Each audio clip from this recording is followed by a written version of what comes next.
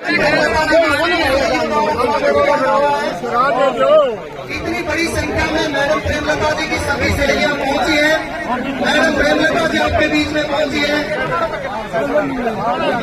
अरे आप लोग स्वागत कीजिए, पता लगना चाहिए मैडम प्रेमलता जी की सभी सहेलियां हैं।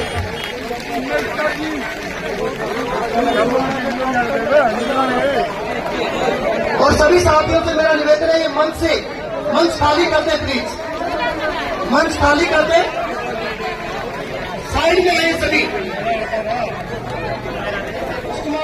मास्टर शैलेंद्र सिंह, मास्टर महेंद्र पुनिया, पगड़ी के बाद सांसद चौधरी वीरेंद्र सिंह जी भी और सांसद साहब ने भी दान दिया।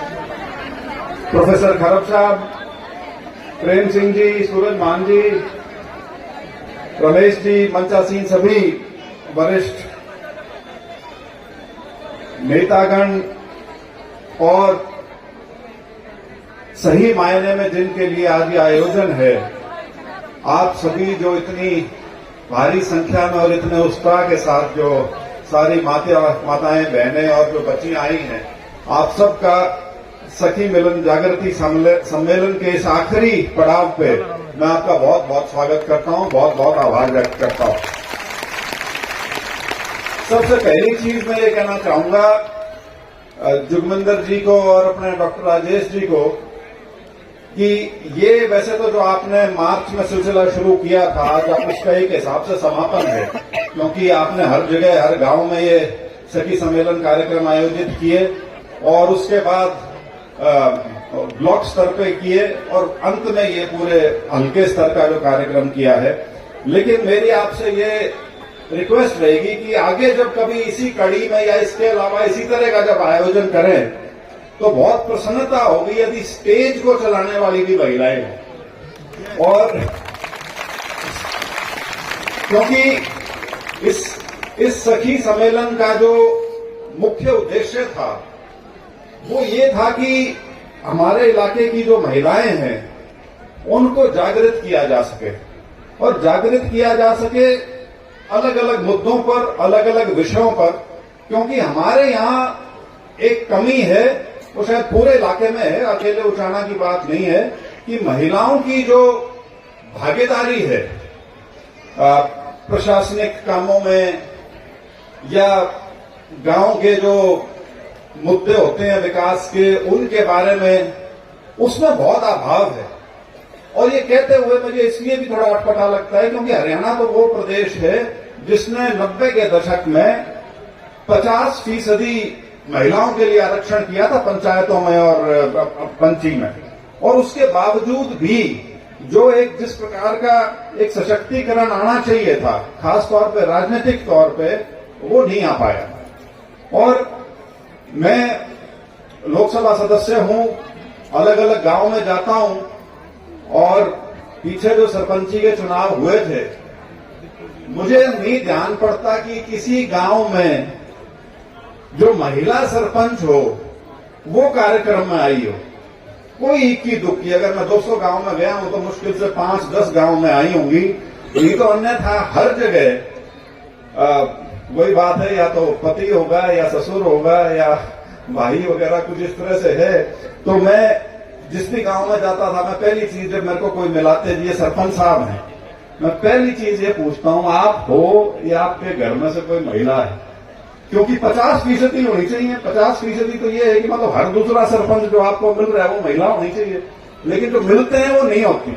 तो ये एक अभाव है, ये कमी है हमारी। खैर सामाजिक व्यवस्था पुरुष प्रधान रही है, उसका ये कारण है।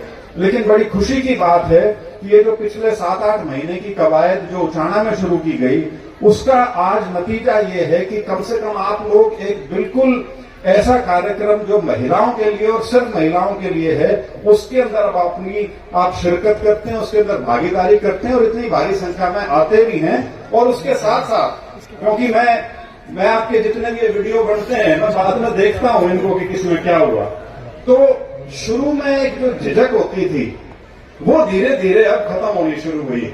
अब चाहे सांस्कृतिक कार्यक्रम की बात हो, ये जो स्कूल कॉलेज की बच्चियां करती हैं, या और जो भागीदारी के कार्यक्रम हैं, वो उसमें एक जो रुचि बनती है, यही चीजें हैं जो जिससे व्यक्ति जो है वो आगे की भी सोचना शुरू करता है। जैसे स्कूल के बच्चे हैं, आपने नोटिस किया होगा, ये एक चलन अब पिछले 10-15 साल से शुरू हुआ है कि हर स्कूल में ये प्रयास होता है कि बच्चे जो हैं वो स्टेज पे आके जरूर कुछ करें, चाहे वो स्टेज पे कोई किसी वाद विवाद प्रतियोगिता में भाग लें या किसी सांस्कृतिक कार्यक्रम में भाग लें या कोई बोले। कोशिश ये होती है स्कूलों की कि हर बच्चा स्टेज पे आके बोले या स्टेज पे आके कोई अपनी परफॉर्मेंस दे, क्योंकि उसकी मंशा सिर्फ ये है कि जब स्टेज से आदमी आता है और जब अपने सामने अपने शिक्षकों को या अपने माता पिता को और लोगों को जब बैठे देखता है और उसके सामने यदि फिर वो परफॉर्म करता है तो एक जो आत्मविश्वास की जो एक कमी होती है उसको वो पूरा किया जाता है, और ताकि बच्चा जो है वो आगे जीवन में जाके उसके वो चीज काम आ सके। ये चीज का मैं आपको एक और उदाहरण दूंगा। एक बहुत बड़ी कमी आमतौर पर क्या होती है, जब कोई बच्चे जिनकी इंटरव्यू वगैरह आती है, अब जी नंबर तो ठीक है लेकिन इंटरव्यू में बालक डर है। उसका भी यही कारण है कि उस बच्चे को शायद वो मौका नहीं मिला जहां पे वो लोगों से मुखातिब हो सके, लोगों से अपने सामने एक बड़ी संख्या में लोगों को बैठ के उसके ऊपर कोई अपनी बात कह सके या अपनी कोई परफॉर्मेंस दे सके। तो ये सारी छोटी छोटी चीजें हैं जिनसे बन के आगे बड़ी बात निकलती है। क्योंकि मुझे अभी भी ध्यान है कि पहली बार चुनाव हुए जिसमें महिलाओं के लिए आरक्षण किया गया था सरपंची में, बहुत जोश था, बहुत महिलाएं निकली थी घरों से चुनाव के लिए, लेकिन वो चुनाव पे आगे खत्म हो गया। उसके बाद वही सारी जो व्यवस्था है हमारी, वही उसके ऊपर आके भारी हो जाती है, उसको काबू कर लेती है। तो मेरा तो आप सभी को जो इस सखी सम्मेलन जो आपके हुए हैं निरंतर 65 गांव में और उसके बाद 4-5 जो और किए, करीब 70 के आसपास आपने आयोजन किए हैं। पहली चीज तो इस चीज की बधाई है कि आपने ये सोचा ऐसा करने का। दूसरा इस चीज की बधाई है कि आपने इतनी मेहनत की कि इतनी संख्या में निरंतर हर गांव के हिसाब से महिलाओं ने उसमें भागीदारी करनी शुरू करी। और सबसे बड़ी उपलब्धि ये है कि मुझे नहीं पता कि हरियाणा में कोई भी ऐसा और हल्का है जहां पर इस तरह की कार्रवाई की गई है, जहां महिलाओं को विशुद्ध महिलाओं के लिए कार्यक्रम किए गए। देखो कितनी सुंदरी बात है, आप सब बैठी हो, ये खड़े बच्चे सारे के सारे, क्योंकि कार्यक्रम आपका है। नहीं तो सारी जो बैठने की जगह होती है वो हमारे भाई पुरुष ले लेते हैं और महिलाएं बेचारी वो 10, 15, 20 आते हैं और घंटा बैठ के उठ के फिर अपने काम काज के हिसाब से अपने घर चली जाते हैं। तो आप सभी जो भी इसके अंदर खासतौर पर जितनी महिलाओं ने इसमें भागीदारी की है, खासतौर पर वो सब बहनें जिन्होंने आप सबको जोड़ने का काम किया है, ये अपने आप में एक बहुत बड़ी चीज है। क्योंकि जोड़ने का मतलब क्या है? जोड़ने का मतलब है कि आदमी को आप संगठन बनाने की शक्ति देने लग रहे हो, संगठन बनाने की शिक्षा देने लग रहे हो कि किस तरह से महिलाओं को जोड़ा जा सकता है। कई बार सिर्फ इसलिए कि भाई महिलाएं इकट्ठी हो रही हैं आप आइएगा, कई बार इस तरह से कि भाई वहां कुछ आयोजन होंगे, सांस्कृतिक कार्यक्रम होंगे, इस हिसाब से आइएगा, कई बार इस तरीके से कि जी कोई राजनीतिक लोग आ रहे हैं, वो अपनी बात कहना चाहते हैं, आपने उनको सुनना चाहिए, आप आइएगा, कोई भी तरीका हो सकता है। और कई बार ये भी लुभावन दिया जा सकता है कि आज कोई चुनी चांदी मिलेंगी या कुछ मिलेगा।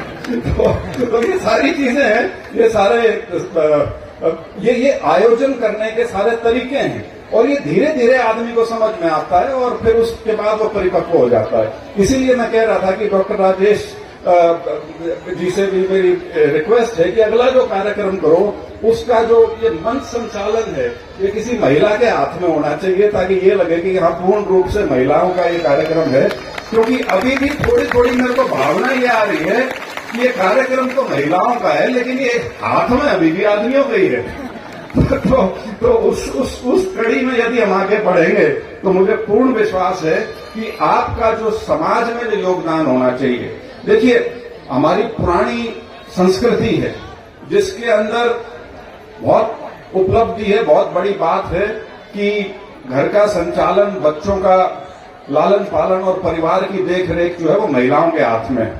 लेकिन नया जमाना जो है, नए जमाने में बहुत जरूरी है कि महिलाओं की भागीदारी जो सार्वजनिक जीवन में है उसमें भी उतनी होनी चाहिए जितनी उसकी भूमिका अपने घर के अंदर रहती है। और इसके लिए इस प्रकार का आयोजन, इस प्रकार का संगठन और शिक्षा, ये 2-3 चीजें हैं जो बहुत जरूरी हैं। कोई ये नहीं कहता कि क्रांतिकारी बन जाओ, लेकिन इतना जरूर है कि आदमी को अपना एहसास होना चाहिए कि अब मैं एक और उदाहरण दूं वोट का।